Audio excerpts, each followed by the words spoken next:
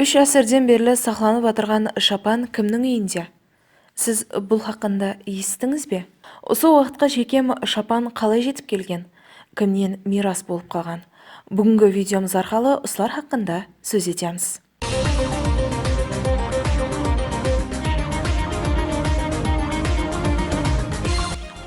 Хан Мақсым театр қызылдан асып, ізінде 40 жігіт өкшесін басып, енінде бешатар дариядай тасып, 40 жігітке басшы болған Хан Мақсым. Біз Хан Мақсым хақындағы қосықты бекарға айтпадық. Өйткені 3 әсірлік шапан Хан Мақсым бабамызға тиесілі. Тарихта жасаған Хан Мақсым бабамыздың шапаны әзіргі уақытта Қожамберген Якубовтың шаңырағында сақланбақта. Хош, осы орында сұрау туылады. 3 әсірлік шапан Қожамберген ағаға қалай жетіп келген?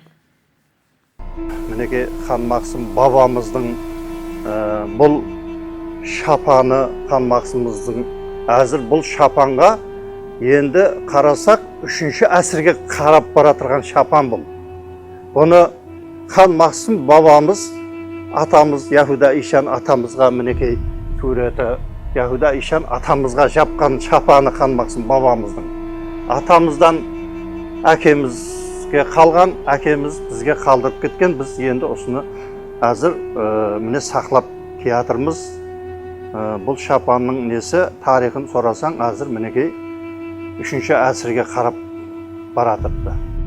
Хан Мақсым өзінің сол шапанын Қожамберген ағаның атасының атасына, яғни бабасы Яхуда атаға берген. Яхуда ата 1876 жыл туылып, 1978 жылы 102 жасында дүниядан өтеді.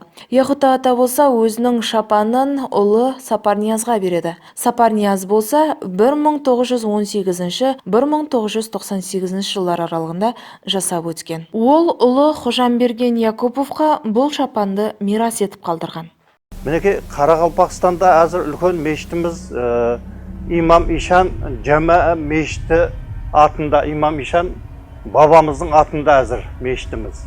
Имам Ишан бабамыздың оғлы Бахауэддин Ишан, Бахауэддин Ишанның оғлы Убайдулла Мақсым. Убайдулла Мақсым, яғни айтып атқан Хан Мақсым лақабын алған Хан Мақсым. Әзіргі уақытта Қожамберген Якубов шапанды үйінің төрінде сақламақта, һәм ол өзінің ұлы Әлиге мирас етіп қалдырмақшы. Солай етіп, бұл шапан әзіргі уақытқа шекем атадан балаға мирас болып, 3 әсірдің жүзін көрген. Хабарлайын каналынан алдағы уақытта да жаңалықтар күтің, бізді тамашалауды дауам етің.